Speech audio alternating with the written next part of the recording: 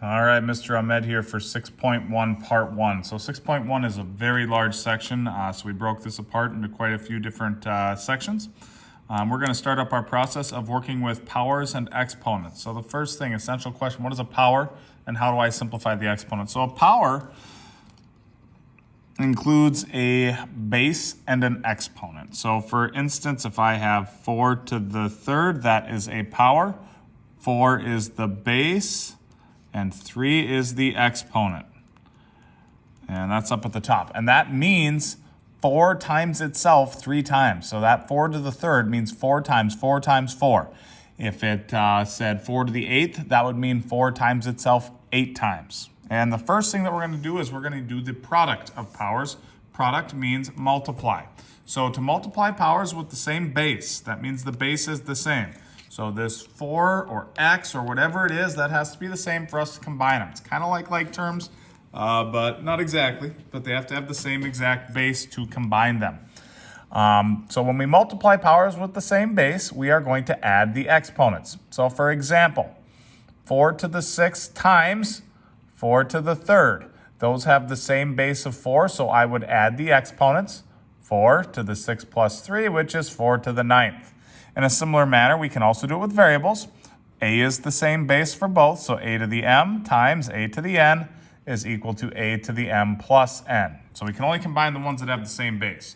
So we're going to start off with a couple easy ones. First one says 5 to the 6th times 5 to the 2nd. 5 is the same base, so since we're multiplying, I add the exponents. This would be 5 to the 6 plus 2, and that's 5 to the 8th. That number is very large, so we're going to leave it as an exponent. All right, if you had 5 to the 2nd, we'd call it 25. But if the number's over 100, we're just going to leave it in exponent form. Our next one says x to the third times x to the fourth. So x is the same base. It can get combined, so that's x to the 3 plus 4, which is x to the 7th. Now we're kind of getting a couple things where we have a coefficient out in front. So I have to multiply the 10 times the 5 first. All right, I can take 10 times 5. That's a legal move. 10 times 5 is 50. And now I have my a's. These are the same base. A to the 5th and a to the 4th. I have to add the exponents because we're multiplying. So that's a to the 9th. So I would have 50 a to the 9th. Now we're multiplying m's and n's with m's and n's, so I combine the m's with the m's. m, 5 plus 3 is 8, so m to the 8th. Now this one's n to the 4th and just an n. If there's nothing else with this n, that is the same thing as n to the 1st, okay? So n to the 4th times n to the 1st is n to the 5th. 4 plus 1's 5. All right, a little bit tougher here. Give these a shot and then come back. Go ahead and push pause, give them a try. All right, multiply the coefficients first. Negative 8 times 5 is negative 40. Positive times a negative is a negative. Now we'll combine the a's together. 4 and 2 is 6, so that's a to the 6th.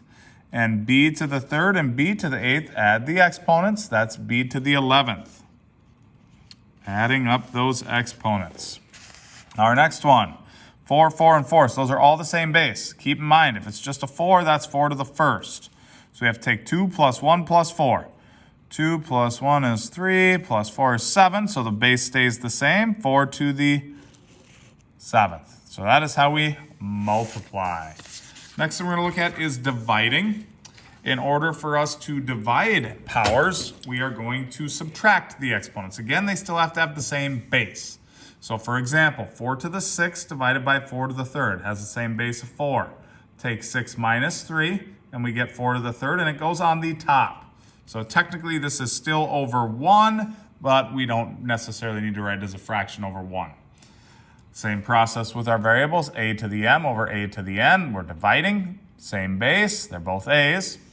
Take m minus n. I cannot combine those because those are not like terms. So our first one, 7 to the 5th divided by 7 to the 2nd. So that would equal 7 to the 5 minus 2, because now we're dividing, so we have to subtract. 5 minus 2 is 3, 7 to the 3rd. All right, again, keep in mind, x is x to the 1st. So this is 4 minus 1, top minus the bottom. x 4 minus 1. That's x to the third. Okay, a little bit longer one. Again, with these coefficients out in front, we can just take 15 divided by 3. 15 divided by 3 is 5. A to the sixth, a to the fourth. 6 minus 4 is 2. A to the second on top. 4 minus 3 is 1, so b to the first. We combine the b's with the b's, the a's with the a's. Now this one, 2 divided by 8, I do want to reduce this fraction. So 2 over 8 is 1 over 4. Now we can combine the exponents with the same base. We have our m's first.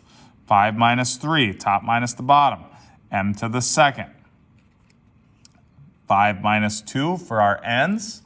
5 minus 2 is 3, so we have n to the third. Notice they're still on the top. Okay, our 4 is the only thing in the basement. So give it a pause and give these next ones a try. All right, hopefully you had some success. Let's take a look here. 2 over 1 is just 2.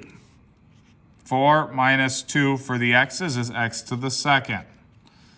We have a b to the 8th on the top and a y. Those are not the same base, so that has to stay the same. b to the 8th, y is still in the basement. I can't do anything with it. Okay, I can only combine the ones that have the same base.